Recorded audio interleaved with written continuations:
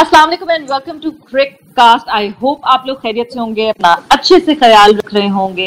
It is England versus Pakistan second test, third day, और कल क्या क्या हुआ उस बारे में हम थोड़ी सी डिस्कशन करेंगे और आज क्या होना चाहिए उस बारे में भी डिस्कशन होगी। बट फाइटिंग 50 बाय रिजवान, तो वहीं से मैं अपनी गुफ्तगू का आगाज करूंगी अपने दोनों गेस्ट के साथ। ये दोनों गेस्ट जिनको मैं अपना पिलर मानती हूँ, जिनके साथ मैंने अपना करियर शुरू किया और जिनसे सबसे ज्यादा सीखा, हमेशा बताती हूँ, मेरे ठंडा गर्म शो के पार्टनर वहीद खान और अब्दुल माजिद भट्टी मेरे साथ मौजूद हैं। अस्सलाम वालेकुम and welcome to the show. वालेकुम सलाम सवेरा, कैसे हैं? खैरियत से हैं आप लोग? जी बिल्कुल बिल्कुल A1। वैसे आपने जो कहा ना कल, मतलब आज क्या करना चाहिए, सीधा रिजवान को डबल 100 करना चाहिए, उसके बाद जो है नसीम शाह को 5 विकेट लेनी चाहिए, अब्बास को भी 5 विकेट लेनी चाहिए, इंग्लैंड को जो 80 पे आउट कर दिया और फिर मैं आपको फिर फॉल ऑन करा जाग जाए। बट मैं सीधा वहीद खान का यही स्टाइल है सवेरा कि मुश्किल चीजों को एक लफ्ज में बिल्कुल आसान करके खत्म कर दिया उन्होंने। मैच का रिजल्ट जो है रख के दे दिया। बिल्कुल, इतना आसान होता तो हम पहला टेस्ट नहीं जीत जाते, तो मुझे बाद में पहला शायद मैं सीधा पॉइंट पर आऊंगी। अब वही भट्टी साहब, मुझे ये बताएं कि अब जो लोग सरफराज को सपोर्ट कर रहे थे, क्या अब वो थोड़ा सा बैकफुट पे चले जाएंगे जब अब एक फाइटिंग 50 हमें दिखी है रिजवान की तरफ से और रिजवान अच्छा खेलते हुए दिख रहे हैं? मैं सबसे पहले भट्टी साहब आपसे शुरू करूँ। देखिए, सरफराज इस वक्त डिस्कशन में नहीं है। रिजवान ने जो इनिंग्स खेली है और जिस सिचुएशन में खेली है उसका क्रेडिट है, उसका क्रेडिट कोई नहीं छीन सकता। लेकिन सरफराज का एक उसकी अपनी लेगेसी है। आप उसका फर्स्ट क्लास कैरियर देख लें, उसका 40 का बैटिंग एवरेज है, उसका वनडे देख लें 33 का बैटिंग एवरेज है, उसका टेस्ट देख लें 38 का बैटिंग एवरेज है। तो देखिए, सरफराज तो लॉन्ग रन में उसने पाकिस्तान को सर्व किया और ये क्रिकेट में होता रहता है, लोग आ रहे हैं लोग जा रहे हैं। अगर आज रिजवान अच्छा खेला है, नो डाउट रिजवान ने जो इनिंग्स खेली है उसमें कोई दूसरी राय नहीं है। लेकिन अननेसेसरी कुछ लोग मैं देख रहा हूँ कि सोशल मीडिया पे कराची लाहौर का इशू भी बनाने की कोशिश कर रहे हैं और रिजवान बहुत ज्यादा, बल्कि रिजवान की जो अच्छी परफॉर्मेंस है उसको भी कंट्रोवर्शियल बना रहे हैं और सरफराज को भी इसमें लपेट रहे हैं। तो मेरा ख्याल में आज पाकिस्तान जब शुरू करेगा थर्ड डे का प्ले, तो रिजवान अगर इस वक्त 60 पे नॉट आउट हैं और बड़ी इनिंग्स खेल जाए, लेकिन सरफराज की बहरहाल पाकिस्तान के लिए सर्विसेज तो हैं। लेकिन यहाँ मुझे सरफराज और रिजवान से ज्यादा कराची वर्सेस लाहौर का माहौल नजर आ रहा है। आप देखें कि सोशल मीडिया पे अनफॉर्चुनेटली कराची के कुछ लोग बिल्कुल मंजर से गायब हैं, कुछ डिप्लोमेटिक चल रहे हैं, कुछ बिल्कुल हाश चल रहे हैं। लेकिन बाद लोगों ने रिजवान के साथ भी नाइंसाफी की। रिजवान जिस तरह का इंसान है, रिजवान के बारे में जो अल्फाज लोगों ने इस्तेमाल किए, मेरे ख्याल में ये मुनासिब नहीं है। ये सब हमारे पाकिस्तान के प्लेयर हैं। आज जो अच्छा खेल रहा है उसका क्रेडिट हमें छीनना नहीं चाहिए। बिल्कुल बिल्कुल। वहीद, आप क्या कहेंगे? टेस्ट मैच में हमें कंफर्म अब रिजवान ही दिखते हैं कि टेस्ट मैच के लिए अब सरफराज शायद शॉर्ट फॉर्मेट्स में हम देखेंगे। देखिए सर, बात ये कि जो भट्टी साहब ने बात की ना लाहौर कराची की, दिस इज द फैक्ट, मतलब इससे हम भाग नहीं सकते। पाकिस्तान क्रिकेट की हम जब भी बात करेंगे तो इसमें ये चीज रही है कि पाकिस्तान कराची लाहौर की राइवलरी रही है। अब ऑब्वियसली बात है, दूसरे फैक्टर्स आ गए, केपी से ज्यादा लड़के आ रहे हैं, केपीके से, साउथ पंजाब से ज्यादा लड़के आ रहे हैं, पिंडी ने ज्यादा लड़के देना शुरू किए। But this Karachi Lahore tussle will always be there, this rivalry will always be there. अब अनफॉर्चुनेट बात ये है कि देखें, बात ये है कि मैं हमेशा अभी थोड़ी देर पहले शो हो भी रहा था तो मैं उसमें यही कह रहा था, सोशल मीडिया की बात आई तो मैंने कहा भाई बात ये है कि social media is a double edge sword. इसको आप कुछ नहीं कर सकते, आप रोक नहीं सकते लोगों बोलने से। हर आदमी अपना क्रिकेट एक्सपर्ट है, हर आदमी अपने आप को समझता है कि मुझे पता है क्रिकेट का। मैंने इधर अभी यही अल्फाज इस्तेमाल किए, नुमान न्याज मेरे साथ थे तो मैंने उनको ये कहा, मैंने डॉक्टर साहब बात यह है कि आपने हमने जितना भी जो है टाइम गुजारा है क्रिकेट में, हमने बेसिकली झक मारी है। इसलिए क्योंकि अब जो लोग सोशल मीडिया पे एक्टिव है वो समझते हैं कि जी उनसे ज्यादा बेहतर किसी को नहीं पता क्रिकेट के बारे में। और देखें, कराची क्रिकेट ये ध्यान में रखें, लाहौर कराची की राइवलरी हमेशा हेल्थी रही है, उसमें कोई बुराई नहीं है अगर राइवलरी है। लेकिन कुछ लोग उसको बड़ा गलत रंग देने की कोशिश कर रहे हैं कराची लाहौर की राइवलरी को, which is unfair, which is very unfair. बड़ी सिटीज की राइवलरी हमेशा होती है। वही बात सरफराज रिजवान की देखें, विकेट कीपर बैट्समैन की जो पोजीशन होती है ना सवेरा, वो स्पेशलिस्ट पोजीशन होती है, और ये वो वाहिद पोजीशन है जिसमें मैं समझता हूं कि बाकी 10 लड़कों को आप अलग कर दें और इस पोजीशन को अलग करें, इसमें सबसे कम लीवर मिलता है, स्पेस मिलता है प्लेयर को। एक मैच का स्पेस होता है बस, कि एक मैच में अगर आपने बुरा परफॉर्म किया, एक सीरीज में सॉरी बुरा परफॉर्म किया तो ठीक है, लोग बर्दाश्त कर लेंगे, लेकिन अगर दूसरी सीरीज में आपने वही परफॉर्म किया, आप बाहर हो जाएंगे, जो पीछे आपके कीपर खड़ा है वो आ जाएगा, वो टेक ओवर कर लेगा। This is a fact of life. Rizwan इस वक्त खेल रहा है, एक नेचुरल सा एक प्रोसेस था कि क्योंकि वो खेला है टेस्ट पिछला, तो वो आ गया, वो खेल रहा है। आज उसने बैटिंग भी अच्छी की, स्ट्रगल किया, but it was a brave innings for him. जो कंडीशंस थे, जिस तरह बॉल वॉबल कर रहा था, बड़ी ब्रेव इनिंग्स खेला है उसने, और that is what is required in such conditions. तो उसने पहले टेस्ट में भी अच्छी कीपिंग की, परफॉर्म किया है, यहाँ भी परफॉर्म किया है। जब तक वो परफॉर्म करता रहेगा, वो टीम में है, there is no two ways about it.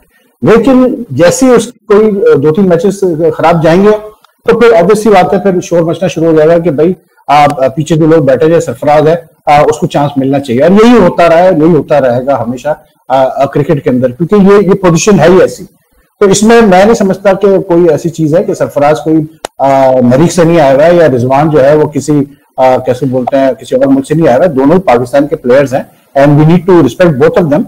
और ठीक है, और ये एक नेचुरल सी चीज है। कुछ लोग जो सरफराज के सपोर्टर्स हैं, वो उसके लिए ज्यादा फाइट करते हैं, जो रिजवान के सपोर्टर्स कम है, वो उसके लिए बोलते हैं। लेकिन ये जो बीच में वो एक कहावत है, भट्टी साहब इसको ज्यादा बेहतर तरीके से मतलब बता सकेंगे, वो बेगानी की शादी में क्या कहते हैं, वो अब्दुल्ला की शादी में बेगाने, अब्दुल्ला, वो वाला हाल है। मतलब एक तो है कैंप्स बने हुए क्लियर, एक जो बीच में लोग कूद रहे हैं ना फॉर नो राइम और रीजन, और उसको गलत एथनिक टच दे रहे हैं, कराची लाहौर, और ये गलत है, ये चीज आई डोंट। और वही था जो सबसे अनफॉर्चुनेट चीज है, देखें विद ऑल ड्यू रिस्पेक्ट, कुछ ऐसे लोग हैं जब अपने आप को जर्नलिस्ट क्लेम करते हैं बेसिकली जर्नलिस्ट नहीं, वो कह रहे हैं कि जी रिजवान का जो ट्रैक रिकॉर्ड है, दुनिया में सबसे कम कैच ड्रॉप किए हैं।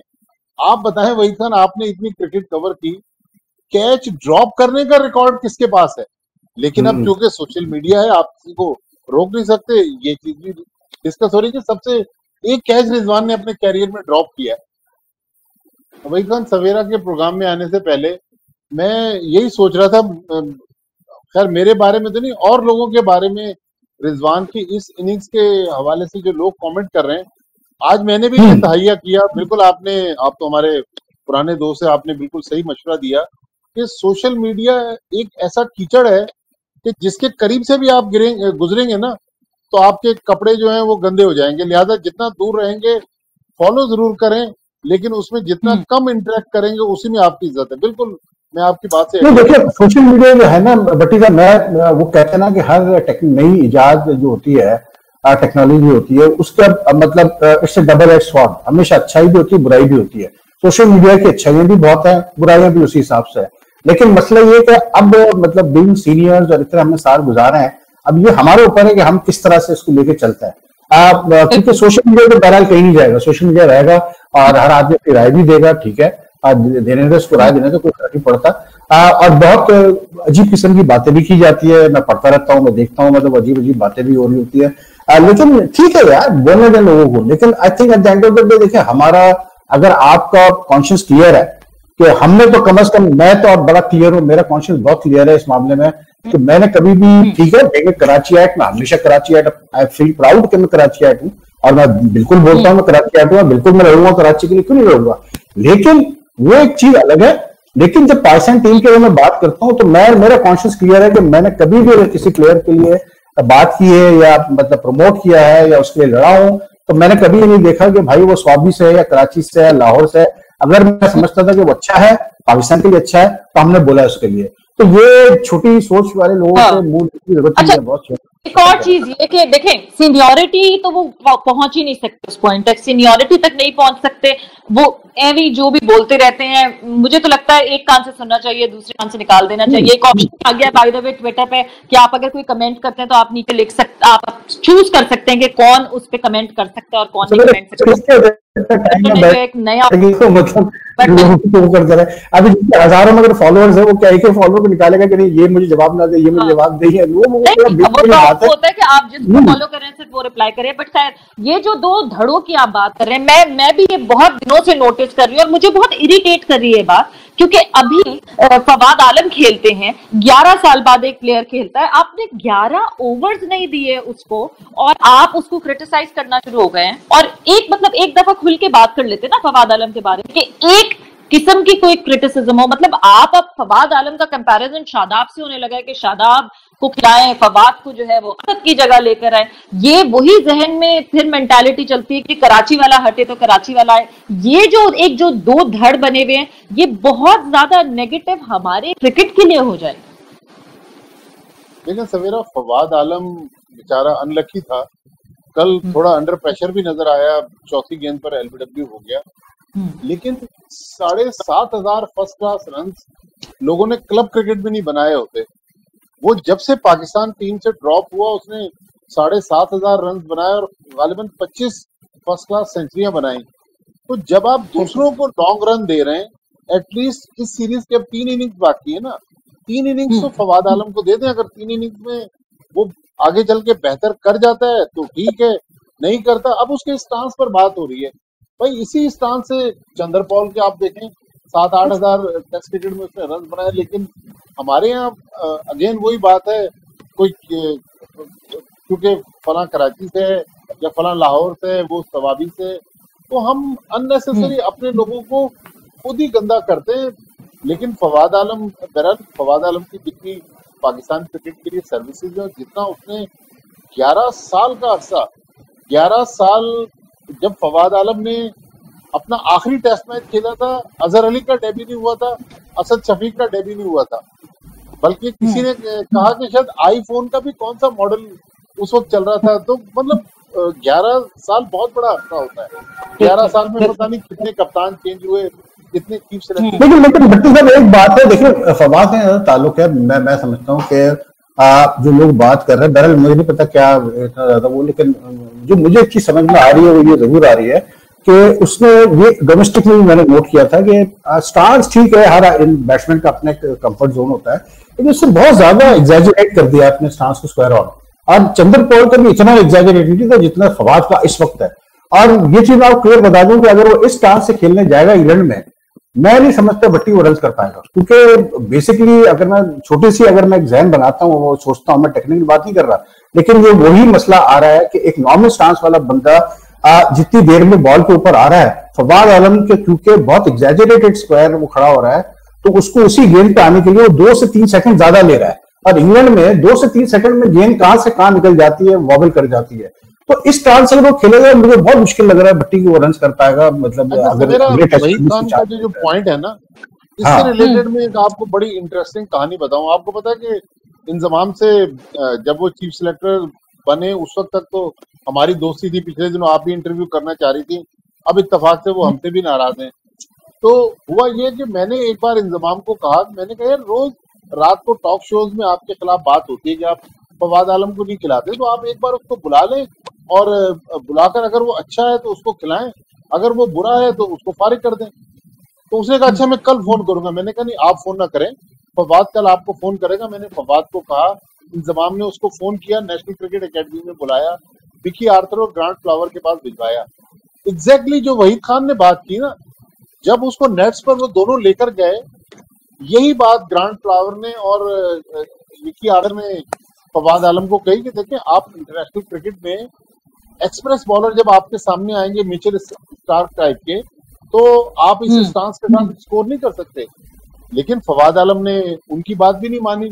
फिर पता नहीं क्या हुआ, फिर उसमें एक आध तो उसने इंटरव्यू दे दिया जिसपे इंजी नाराज हो गया, फिर इंजी ने दोबारा उसको चांस दिया नहीं। लेकिन वो बात बिल्कुल वहीद खान सही कह रहे हैं कि इस बात इंजी तो मतलब रहनी थे, इंजी ने तो बड़ी मतलब उसकी ज्यादती की, और फिर ऊपर से सोने पे सुहागा ये कि वो मतलब ये कहना है कि जी मुझे क्यों कह रहे हैं, उससे पहले क्यों नहीं खिलाया उसको, मतलब इससे ज्यादा कोई बेवकूफी कोई बात कर नहीं सकता था। लेकिन इंजी ने क्यों किया ये हमें भी पता है क्यों किया उसने ये। लेकिन फवाद का देखें मेंटली बड़ा स्ट्रॉन्ग बंदा है, and I will be wrong, मैं अपने असेसमेंट से कह रहा हूँ लेकिन जो जितना वो स्ट्रांग है मेंटली तौर पे, जिस हिसाब से उसने रन किए हैं डोमेस्टिक में, बिल्कुल कर सकता है। और दूसरा सिर्फ इतना मैं जरूर यहाँ कहूंगा कि सेकंड इनिंग्स में उसके लिए बेहतर कंडीशन होंगी, इन द सेंस कि उसके नर्व सेटल हो चुके होंगे, थोड़ा सा वो यूज टू हो चुका होगा चीजों के। और सबसे अब बड़ा सवाल ये है कि भाई अब मिसबाह-उल-हक एंड कंपनी उसको कितने टेस्ट मैचेस आप उसको देंगे, क्योंकि बड़ी बात यह है कि अगर आप एक टेस्ट मैच या 2 टेस्ट मैच की बेसिस पे एक ऐसे प्लेयर का फैसला करें जिसने 11-10 साल इंतजार किया अपनी जगह के लिए, तो वो तो उससे बड़ी तो फिर कोई ज्यादती नहीं है। तो ये तो पहले ये देखना है कि उसको चांस प्रॉपर मिलता है कि नहीं मिलता आगे का। अभी अगर वो ये सोच के खेलेगा सेकंड इनिंग्स में कि अगर मैंने रन नहीं किए अगला टेस्ट में नहीं खेलूंगा, तो फिर तो वो बेचारा कहां से रन करेगा, फिर वो नहीं कर सकता। बिल्कुल, क्योंकि अभी एक इनिंग में फेल हुए हैं। और सबसे ज्यादा मतलब मुझे अफसोस की बात ये लगती है, ट्विटर पे जो लोग मुझे दिखते हैं ना, जो पीसीबी से करीब हैं, वो लोग मेजरली शादाब के साथ कंपैरिजन कर लिया गया। या तो टीम मैनेजमेंट एक दफा डिसाइड कर ले कि शादाब हम एज बैट्समैन खिलाएंगे जी, मगर अगर एज बैट्समैन खिलाएंगे तो फिर यासिर शाह ने भी जो है ऑस्ट्रेलिया में, अगर आपको शादाब को एज अ बैट्समैन खिलाना है तो भाई फिर आप डोमेस्टिक क्रिकेट बंद कर दें। फिर जो डोमेस्टिक क्रिकेट में उस्मान सलाउद्दीन टाइप के प्लेयर्स, खुर्रम मंजूर टाइप के प्लेयर्स, सलमान भट्ट टाइप के प्लेयर्स, और भी जो प्लेयर्स हैं, अब हुसैन शकील वगैरह जिन्होंने इतने रन किए हुए हैं, तो भाई फिर उनको घर भेज दें। फिर आप अगर आपने शादाब को बैट्समैन खिलाया नंबर 6 पे, ऐसा नहीं होता यार। ये तो मतलब देखें, मैं पहले भी कह चुका था कि ये फर्स्ट टेस्ट में इन्होंने बेवकूफी की, हार गए मैच, ठीक है। अभी इन्होंने बेवकूफी की, टॉस जीत के पहले बैटिंग करके। यार ये पॉजिटिव थिंकिंग क्या होती है? पॉजिटिव थिंकिंग उस वक्त आती है, आप कंपेयर कर रहे हैं ऑस्ट्रेलिया से, तो भाई ऑस्ट्रेलिया के पास जिस पर रिकी पॉन्टिंग ने ये चीज डिसाइड की थी कि मतलब हम पहली बैटिंग करेंगे हर वक्त, तो उनकी बैटिंग लाइनअप तो देखिए क्या थी, हेडन और लेंगर और गिलक्रिस्ट और मतलब खुद पॉन्टिंग और क्लार्क, मतलब वो टीम ही डिफरेंट थी। आप क्या देख के कल आपने फैसला किया पहले बैटिंग करने का भाई? मतलब फोरकास्ट थी, ओवरकास्ट कंडीशंस की, बारिशों की, मतलब एक लॉजिकल सी चीज है क्रिकेट में कि आप कभी भी उस वक्त बैटिंग नहीं करते जब आपको पता हो कि बार बार इंटरेक्शंस होंगे बारिश के। क्या सोच के आपने कल पहले बैटिंग किया? जो बात कर रहे हैं, मैं तो थोड़ा लाइट लगा रहा हूँ, आप लोग बात करें 1 मिनट में। मैं कह रहा हूँ सवेरा, पाकिस्तान के कोचिंग स्टाफ में मिसबाह-उल-हक, वकार यूनुस, यूनुस खान, मुश्ताक अहमद, 300 से ज्यादा इंटरनेशनल मैचेस का इनका तजर्बा है, नंबर 1। नंबर 2, अब ये सुनने में आ रहा है, बल्कि कल सकलैन मुश्ताक ने कहा कि मोहम्मद यूसुफ और अब्दुल रज़ाक को भी Pakistan cricket board high performance centre में रख रहा है। पहले नदीम खान, ग्रांट ब्रैडबर्न और सकलैन मुश्ताक, इनको भी रख रहा है। तो इतने ज्यादा हैवी वेट्स जब पाकिस्तान क्रिकेट में आ गए, ठीक है पाकिस्तान क्रिकेट बोर्ड के पास पैसा है, आप जरूर कोचेस को पैसा दें, लेकिन क्या बड़ा खिलाड़ी बड़ा कोच साबित हो सकता है? मिसाल के तौर पे अब हमें नहीं पता कि यूनुस खान इतने बड़े बैट्समैन थे, वो किसी बैट्समैन को जो उसकी खामियां या खूबियां हैं वो समझा सकते हैं, क्योंकि उस्ताद का काम एक डिफरेंट होता है। अगर आप एक अच्छे स्टूडेंट हैं तो वो एक अलग चीज है। इतने सारे जो आप लोगों ने नाम बताए हैं, अगर ये हाई परफॉर्मेंस सेंटर में आ जाते हैं, वो तो जब वो आएंगे तो फर्क पता चलेगा। बट एक चीज जरूर होगी कि वो जो पीसीबी के खिलाफ यूट्यूब पे बातें करते थे वो नहीं कर पाएंगे। आपने कल यूसुफ का स्टेटमेंट नहीं देखा? चेंज नहीं लग रहा आपको यूसुफ का स्टेटमेंट? ने बहुत अच्छा फैसला किया है, सोच समझ के फैसला किया है, वो टेस्ट में मुझे लगता है कि ये है कि वो खामोश हो जाए, उनको खामोश कराने के लिए आप नहीं आई डोंट थिंक सो, नहीं दैट फैक्टर इज नॉट। अच्छा सवेरा, आपके अगर वो फैक्टर होता तो फिर मेरे ख्याल से जी भट्टी साहब ईद खान को भी ऑफर दे तो उड़ती चिड़िया के पर गिन लेते। मैं कह रहा हूँ सवेरा वही खान को भी ऑफर हुई, पूछे प्रोफेशनल लेवल की ऑफर थी, बिल्कुल ठीक, प्रोफेशनल लेवल की ऑफर हुई थी, लेकिन professionally it did not meet my requirements. अच्छा, कमिंग बैक टू दैट, देखिए बढ़िया कोई बुराई नहीं है इसमें। मैं समझता हूँ कि अगर आपको एक प्रोफेशनल काम करने की आपकी फील्ड का मौका मिल रहा है, उसमें कोई बुराई नहीं है। लेकिन हम असल में ये क्योंकि रहा है कल्चर हमारे वहाँ, तो हम ऑटोमेटिकली यही समझते हैं कि जिसको ऑफर हो रही है उसको जो है वो खामोश किया जा रहा है। लेकिन मैं समझता हूँ अगर ऐसा था तो फिर सबसे पहले तो शोएब अख्तर को ऑफर होनी चाहिए थी, तो सबसे ज्यादा वो आते हैं, फिर राशिद लतीफ को होनी चाहिए थी ऑफर, मोइन खान को होनी चाहिए थी। ये लोग तो बहुत ज्यादा उड़ाते हैं। यूसुफ वगैरह तो आज काफी ठंडे हुए हैं। मतलब रज़ाक तो बेचारा बोलता है तो सिर्फ इंडिया के ऊपर ही बोलता है, वो और तो बोलता ही नहीं किसी चीज के ऊपर। बैक टू द मैच, अगर मैं अब अजहर और असद की बात करती हूँ, मतलब हम बार बार कहते हैं कि मिसबा और यूनुस के बाद जाने के बाद कोई किसी सीनियर ने रिस्पॉन्सिबिलिटी नहीं उठाई। सीनियर्स यही दो मुझे अभी दिखते हैं टीम में, अजहर और असद। कितना अब फर्दर ऑन इंपॉर्टेंट रोल होगा, क्योंकि इस पहली इनिंग में आप लगता है कि एम्पल इनफ रन्स बन गए हैं। अगर तो कल रिजवान आता है, रिजवान अकेला नहीं खेल रहा, रिजवान को पार्टनर चाहिए, और पार्टनर एक आखिरी बचा हुआ है, और जाहिर सी बात है मुझे नहीं लगता कि वो ज्यादा देर रिटेन कर पाएंगे, स्टे कर पाएंगे। पहला सेशन बहुत मुश्किल होगा। सो अब कितना इंपॉर्टेंट हो जाएगा सेकंड इनिंग में इन लोगों का रोल, अभी बॉलिंग कितना इंपॉर्टेंट हो जाएगा। अजहर तो कप्तान है और अपनी परफॉर्मेंसेज हो नहीं रही उनसे। वैसे सवेरा मैं एक बात बताऊं, it's not a satisfactory total given the fact कि आपने टॉस जीत के पहले बैटिंग की है, लेकिन इट्स अ फाइटिंग टोटल। ये मैं आपको बता दूं कि ये फाइटिंग टोटल इन्होंने कर लिया है। 233 इज नॉट बैड। कल अगर इस टोटल भी आउट होता है, मैं समझता हूँ फाइटिंग टोटल है, क्योंकि ध्यान में रखिए जो पहले टेस्ट में इंग्लैंड को पाकिस्तान ने काफी मुश्किल दी और 214 204 का आउट किया था फर्स्ट इनिंग में, तो इट्स अ फाइटिंग टोटल। लेकिन फिर वही बात आती है कि क्योंकि आपने रन नहीं किए हैं, तो अगर आपके बॉलर अब अच्छी बॉलिंग करते भी हैं सवेरा, तो it will all come down to the second inning if weather permits. उसका मतलब सीधा सीधा ये होगा कि आपने भी इंग्लैंड को इसी स्कोर पे आउट किया अनगिर, तो फिर टोटल सेकंड इनिंग्स पे मैच चला जाएगा कि आप सेकंड इनिंग में कितने रन करते हैं, टारगेट देते हैं इंग्लैंड को फोर्थ इनिंग्स में। तो आई थिंक कि पाकिस्तान ने एडवांटेज अपना खो दिया टॉस जीत के पहले बैटिंग करने का। दिस इज नॉट इनफ, 233 नहीं होना चाहिए था, ज्यादा होना चाहिए था। लेकिन ये बारिश की वजह से बहुत फर्क पड़ा है, इतनी इंटरप्शंस और डिसरप्शन। आई जस्ट होप कि ऐसे ही मौसम कंटिन्यू करे भी ऑन द थर्ड डे, वरना अगर कल अगर ये होता है कि सुबह आके पता चलता है कि नहीं कि वो बिल्कुल मौसम क्लियर हो गया और धूप निकल आई, और फिर तो पाकिस्तान तो गया, फिर पाकिस्तान का तो मुसीबत पड़ जाएगी। फिर तो कल सुबह तो मौसम ठीक है, लेकिन फिर दोपहर के बाद से फिर बारिश है, संडे को भी बारिश है, तो पांचों दिन जो है वो अभी तक तो मेट ऑफिस बारिश की फोरकास्ट कर रहा है, और उनका मेट ऑफिस काफी एक्यूरेट होता है। बिल्कुल, ज्यादा जो जीत होगी वो मुझे लगता है बारिश ही जीत जाएगी, ड्रॉ हो जाएगी।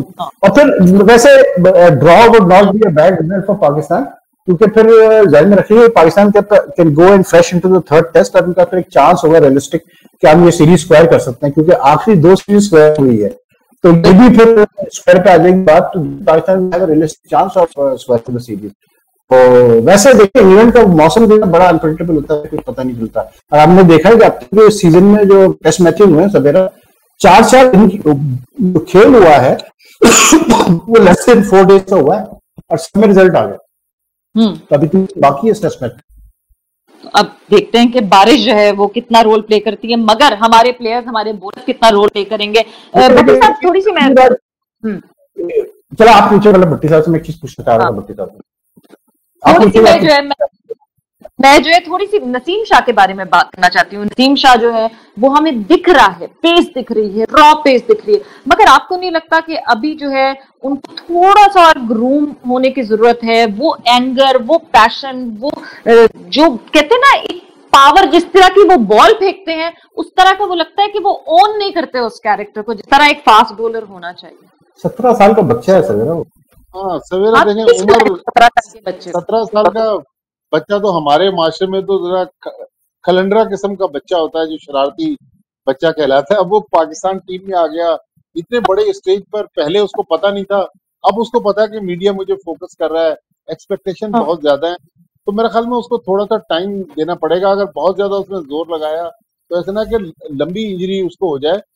बेहतर ऑप्शन ये होता कि टीम मैनेजमेंट जिस तरह इंग्लैंड कर रहा है ना, बॉलिंग में भी रोटेट करें। जरूरी नहीं है कि आप ये बॉलिंग खिलाएं, आप सोहेल खान को भी तो मौका देके देखें। सोहेल खान ने आपको प्रैक्टिस मैचेस में 2-2 बार 5-5 आउट करके दिए हुए हैं। आपके पास उस्मान शिनवारी बैठे हुए हैं, आपके पास वहाब रियाज भी कहते हैं कि टेस्ट मैच खेल सकते हैं। वहाब रियाज की अच्छी खासी पेस है, उसको ट्राई कर। इमरान खान है, अब देखें ना ये जो हम हाँ इमरान खान को लेकर गए, अब जो पिछला टेस्ट मैच ड्रॉ कर गए, जब 139 रन की इतनी लंबी पार्टनरशिप लग जाती है तो आउट ऑफ द बॉक्स कप्तान सोचता है 2-3 ओवर असद शफीक को दे दे, अजहर अली खुद आ जाए, शान मसूद से बॉलिंग करवा लेते, लेकिन बस वो स्क्रिप्टेड कप्तानी करते रहे और मैच हार गए।